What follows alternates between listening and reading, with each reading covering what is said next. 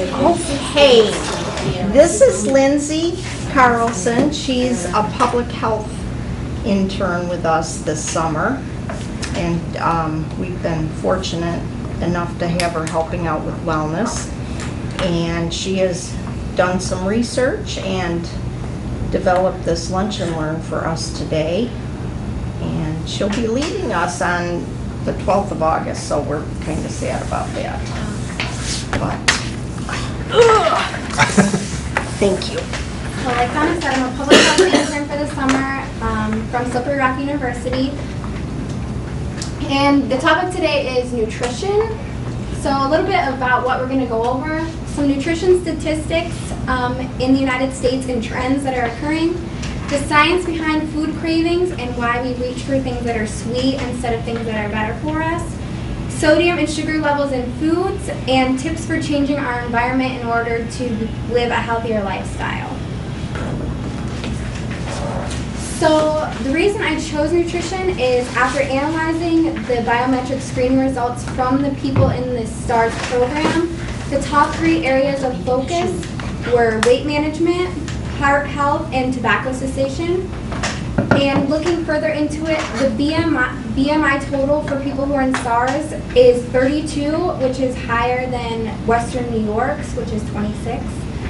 And also diabetes was higher at 13% compared to Western New York, which was at 10.3%. And also looking into it, there were 81 new cases this year of metabolic syndrome in the STARS employees.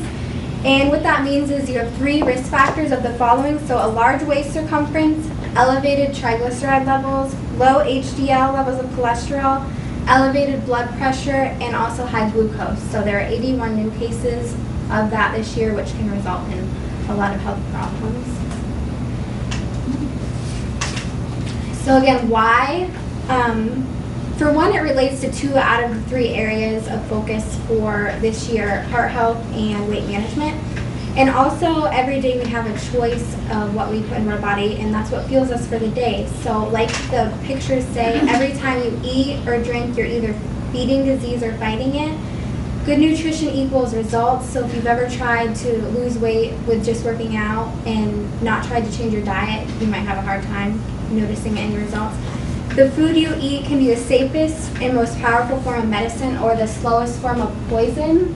So everything that we put into our body can either help us or hurt us, and health as well. So without our health, we can't do the things that we love to do and be able to carry out our day how we want to. So some current statistics. 2 in 3 Americans are obese or overweight in America. 13% of Americans get their recommended daily fruit intake, so that's a pretty low number, and even lower, 9% get the recommended serving of vegetables in a day. And the annual medical cost, and this was in 2008, so it's gotten worse since then, was $147 billion for preventative things that could have been prevented from nutrition choices. So when people were asked why they choose unhealthy options compared to healthier ones, these were some of the top answers. Time. A lot of us don't have a lot of time. We work multiple jobs. We don't have a lot of time at home. So we don't want to take a few hours to make a meal that may be healthy. Socialization is really important. A lot of times we like to go out with people. That's time to socialize. So we might go to places that offer less healthy options, go out to restaurants, have picnics where the food may be not such a good choice. Money, look at the dollar menus for fast food restaurants compared to organic foods. Money is a huge thing to look at. Lack of knowledge, many want to eat healthy but are unaware of how or what is considered healthy, and convenience. So we're already driving past these places, on the way home. It's a lot easier to just pick something up than to get home and create a meal. So these are some of the top reasons why people say that they chose foods that may have been not the right choice. So we're going to go in a little bit with food cravings. So hedonic hunger, that is when the brain's reward center reacts to smelling, seeing, and thinking about certain foods. So you're eating for pleasure and not eating for nutrients, because we're meant to eat when we're hungry for nutrients for the body, but a lot of times we see something we want and we eat for the look or smell or taste of it instead of actually what we need for our body. So when having a food craving, the hypothalamus is the part of your brain that works for metabolic hunger. So that's when it tells you that you're hungry and you need food for your body. But there's actually a different system that works for high sweet and fatty foods, and that's considered the reward circuit. So when you eat extremely sugary and fatty foods, it has an effect on your brain similar to certain drugs do. So the presence of high fat, sugar, or salty foods causes pleasure areas in your brain to light up, and it releases dopamine. So just like the little picture shows, dopamine is a pleasure neurotransmitter. So it gives you feelings of pleasure, addiction, movement, and motivation. So when something is something you do releases dopamine, you want to keep doing that because that's what your body is, essential pleasure. So when you eat high fat and high sugar foods, it releases that in the body, which is one reason that you go for those instead of healthier options. And also, ghrelin is your hunger hormone. So that's released when you're hungry and need fuel. But it's also shown to be released in the presence of unhealthy foods even when you're not hungry. So again, the picture, if you can see it, it shows when your stomach's empty, your ghrelin hormone is released and your appetite increases and you eat. But when you start eating and your stomach's full, it should decrease so you feel full. When you eat unhealthy foods, it doesn't happen, and that's why you can eat more than when you're actually full, you can still eat, and even when you don't need it. And that's why Weight Watchers is one of the most successful weight loss programs, because it shows you how to avoid temptations instead of just cutting out things in your diet. So it's one of the most useful diets that there is as far as results. Stress is also a big indicator of how we choose food choices. So 1/4 of the population rated their stress at 8 or greater on a scale of 1 to 10, which is incredibly high. And what happens in short term when you're stressed, it depresses your appetite. So you're told you have to do something, you might get nervous and stressed, and you're not really hungry. It kind of depresses your appetite, and you get into a fight or flight mode. But when you have long-term stress, cortisol is released in your body, and that increases your appetite and your motivation to eat. So when you are long-term stressed, you have a tendency to reach for things that are sugary and fatty. So just like the picture is, stress is dessert spelled backwards. So a lot of the times you reach for things that you may not if you weren't so stressed out. And fat and sugar are known as comfort foods. So a lot of times we reach for them in stressful situations because we want some comforting things to eat to make us feel better. So looking at these pictures of some unhealthy foods, yeah, your mouth, it's lunchtime, your mouth might start to water. Even looking at pictures, dopamine can be released. So these are fatty foods, dopamine can be released and makes you want that food. But also a lot of times there's a connection with unhealthy foods. So looking at these pictures, sometimes they remind me of certain things. So s'mores, camping with the family, pumpkin pie, Thanksgiving Day, chocolate cake with peanut butter frosting reminds me of birthday cake that I eat every year. So looking at these, they can bring me comfort in some stressful situations. And also fatty foods has the same effect. So they may remind you of socialization, so like Taco Tuesday, I'm just from college, so Taco Tuesday and wing night and burgers and fatty foods. So it gives you a sense of comfort, and like I said before, just looking at pictures and smelling them for fatty and sugary foods can release a hormone that makes you want more of the food and want to consume it. And along with that goes marketing. So marketing unhealthy foods is very common today. We look for brand recognition, so the more we see a brand, the more we're likely to try it. So Burger King, McDonald's, we see those all the time. In one survey with children, they showed if you give them the same burger but you wrap it in a McDonald's wrapper, they'll say that one tastes better. So it's just recognition of brands. You know, you expect a certain taste and a certain quality to go along with, because it's usually the same in like restaurants like that, so you expect that when you're eating it. And $1.8 billion was spent in 2009, and that was spent on fast food marketing, carbonated beverages, and cereals, and it was all targeted to young children. So we know that most of the time you eat the things, your food habits come from when you're younger, so the more that kids are exposed and the more that they eat these things, then the more likely that they're going to keep doing that as they get older.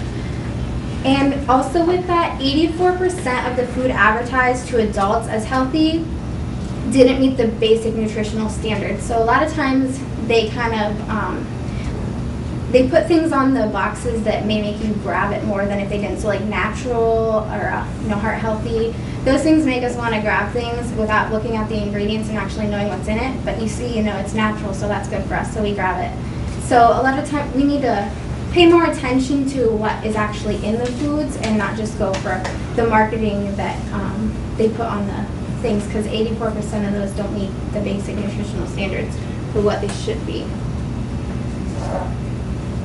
So in processed foods, the main dangers are salt and sugar. So I'm going to go over a little bit for sodium. Americans consume on average daily around 3,400 milligrams, and it's recommended by the American Heart Association 1,500. So here's a little display. I know it's going to be hard to see, but this little tube right here is your 1,500 milligrams of sodium, which is what the American Heart Association recommends for the day. So just a little amount. I mean, a lot of people put this on their fries that are already salted. It's this much, so it's not that much for your whole day if you look at what's in foods already in the packaged foods. 6 wings from Pizza Hut, buffalo wings, is well over that, 2,480, so it's an entire container. Soups are really big in sodium. And you also have to look at the serving size, so you may look and see that it doesn't show a lot of sodium, but it may only be for a small amount. So like soup, even soup, it's just a half a cup. So if you eat the whole can, that's going to be times about 3. So it's 940, so that times 3 would be well over your recommended daily amount. So it's important to just be aware and look at the nutrition facts on the side and know what you're getting. So adults only need 180 milligrams, so we get well above our daily need of sodium for the day. And sodium has some effects on the body. Sodium,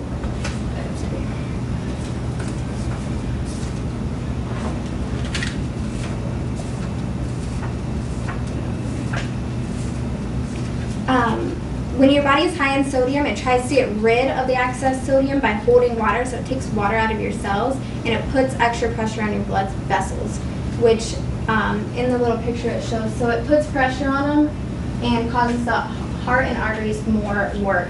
So that's why it's hard on the heart and cardiovascular system. It's known as the silent killer, so there's often no symptoms until it's in the extreme state, so it's important to check it if you know that you're prone to it or have many risk factors. 90% of Americans are expected to have high blood pressure in their lifetime, so it's really important to know where you're at and if you have high blood pressure. So I'm just going to take a little guess. How many Americans do you think have high blood pressure in the United States now? Adult Americans. 1 in 1,000, 1 in 100, 1 in 10, 1 in 3, or 1 in 2? D. D? Okay. 1 in 10? Okay. So you were right. It was 1 in 3, D. 67 million Americans have high blood pressure, so that equates to 1 in 3. It contributes to around 1,000 deaths per day. And people that have high blood pressure, 69% of them that had high blood pressure, also they had high blood pressure when they had their first heart attack. The people who had their first stroke, 77% of them had high blood pressure. And people who had chronic heart failure, 74% had high blood pressure. So it's definitely something that should be taken seriously, and a lot of times people don't think it is, but you're 4 times more likely to die from a stroke with high blood pressure, and 3 times more likely to die from a heart attack if you have high blood pressure.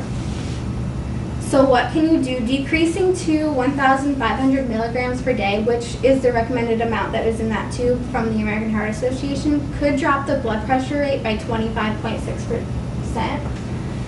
And it can contribute to a savings of $26.2 billion due to all of the health care that goes along with sodium.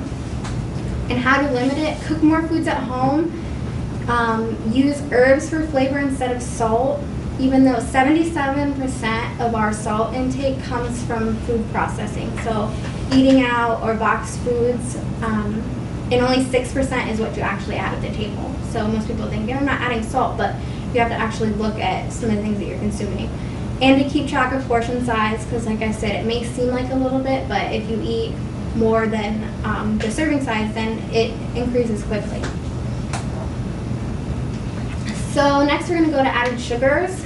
And added sugars, there's natural sugars and added sugars. Natural sugars are found in things like fruit and milk products, but we're going to focus on added sugars. And added sugars offer no nutritional value. It's added in the process of making the food. It leads to extra calories and increased weight gain. And I like the little saying at the bottom: if you think of your daily calorie needs as a budget, you want to spend most of your calories on essentials to meet your nutrient needs and use only your leftovers for discretional calories for extras that provide little or no nutritional value. So make sure you get what your body actually needs first, and then you can still have the sugary foods that you want. So I don't think we should ever cut out anything from our diet, but limit it in small amounts.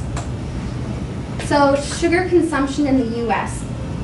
Americans consumed approximately 7 pounds of sugar in 1820, 50 pounds in 1900, and over 100 pounds in 2013. And that was from the USDA. So you can see it's just gone up very quickly, and we consume a lot of sugar in the U.S.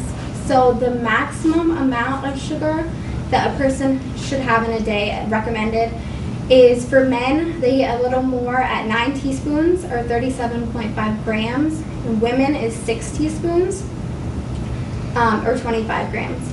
So on average, an American individual consumes around 22 teaspoons per day. So here's a little display. So we drink most of our sugar. We don't actually eat it. So it's in the form of soft beverages or juices or other things like that.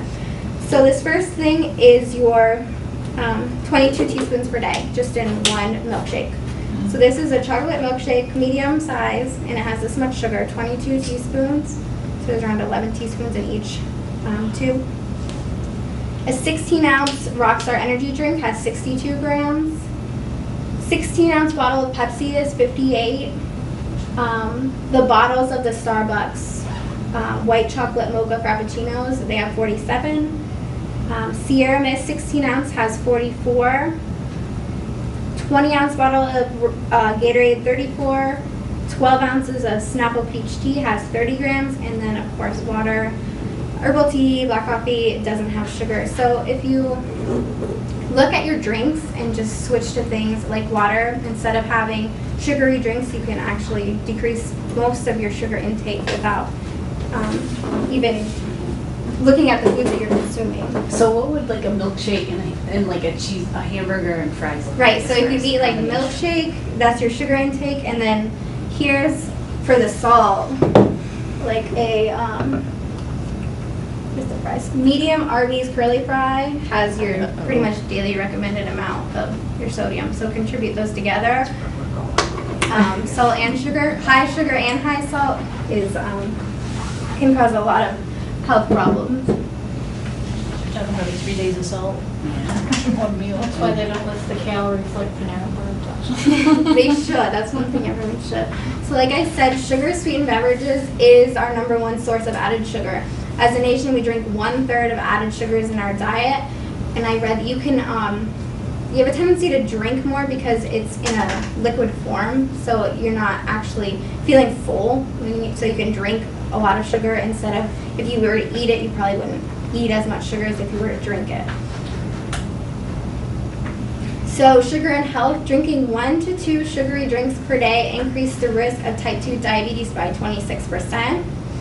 And it showed that your risk of heart attack doubles if sugar makes up 20% of your calories. So added sugars does equal added risks as far as what you're eating. So just a thing on type 2 diabetes.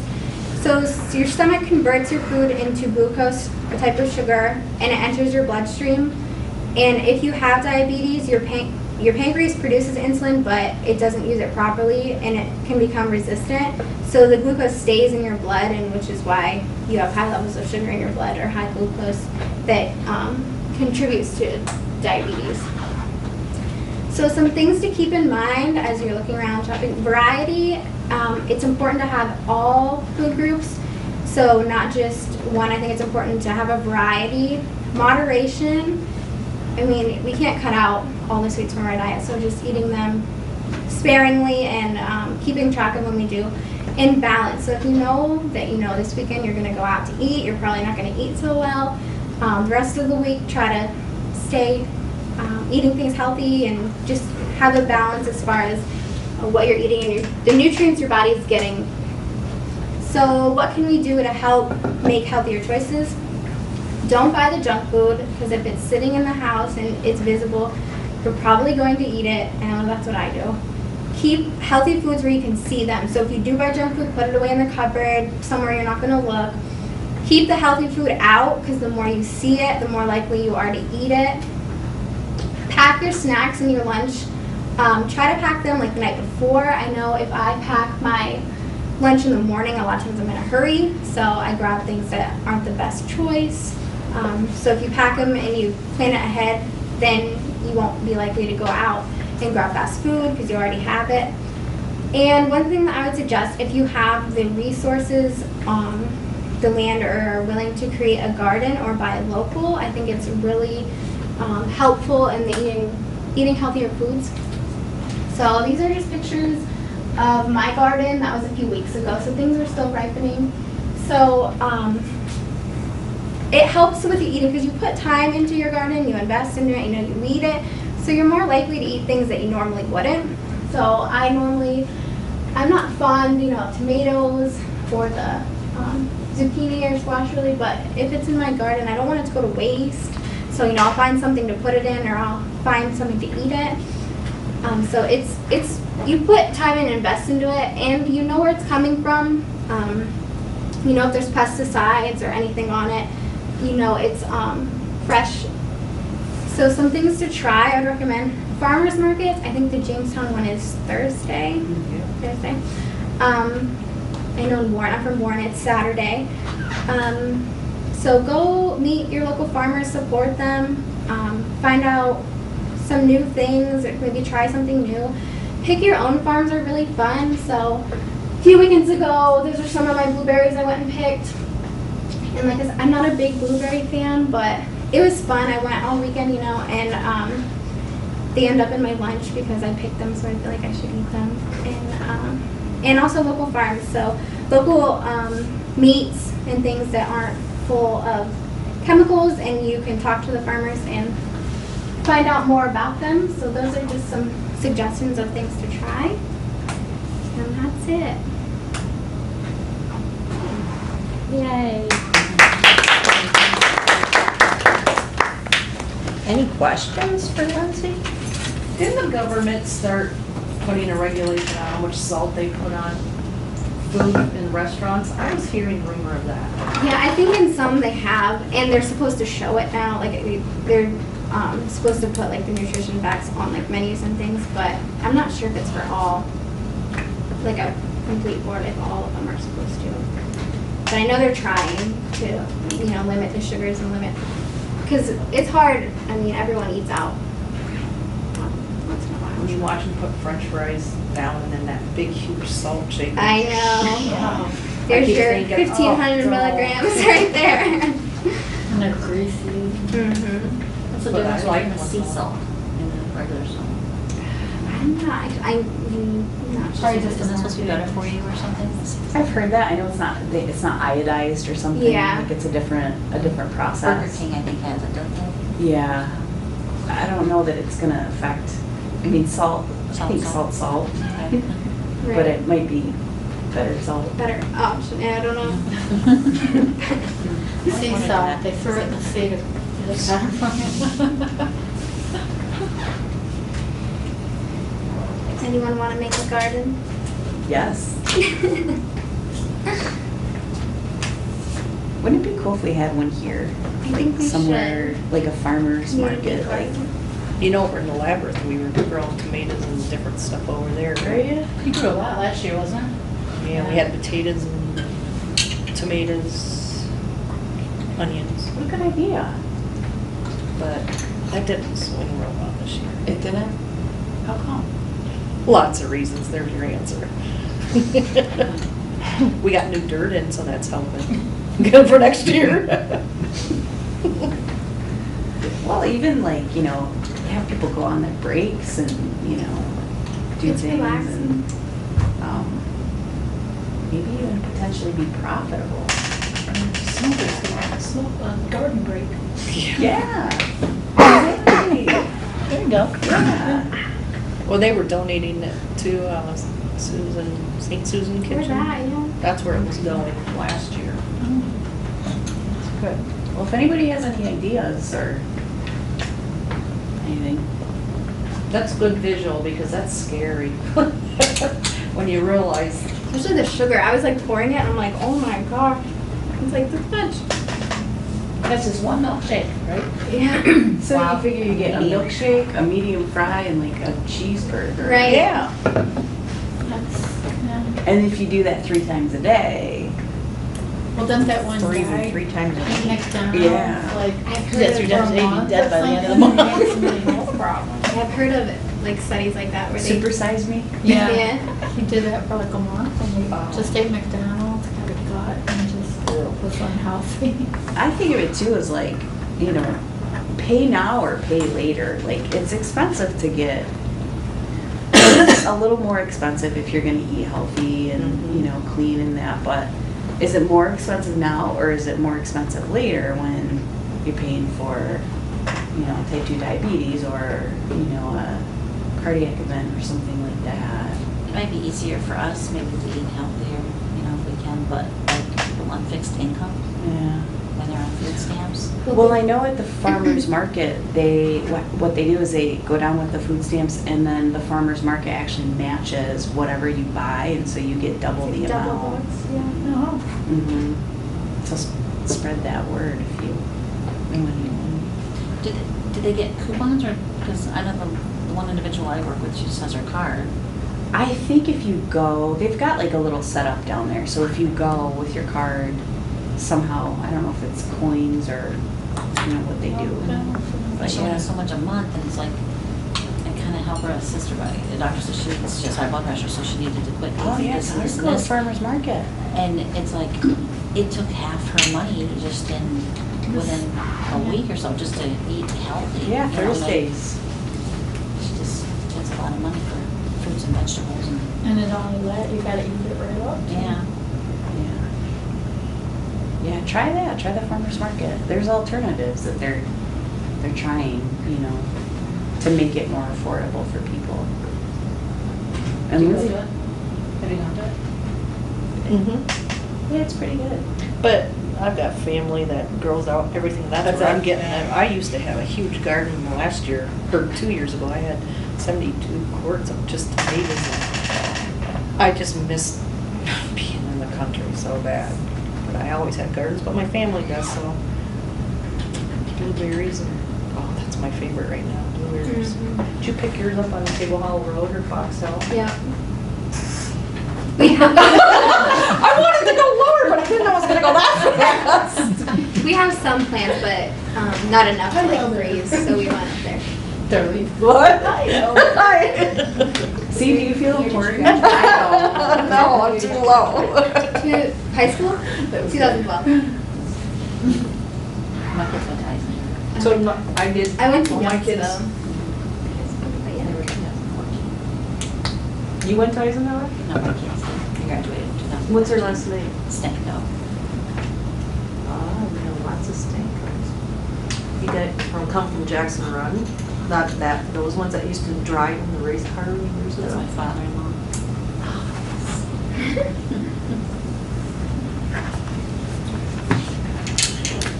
Did everybody sign this? Thanks for coming. Thank Yeah, you thank very you. much. Thanks for having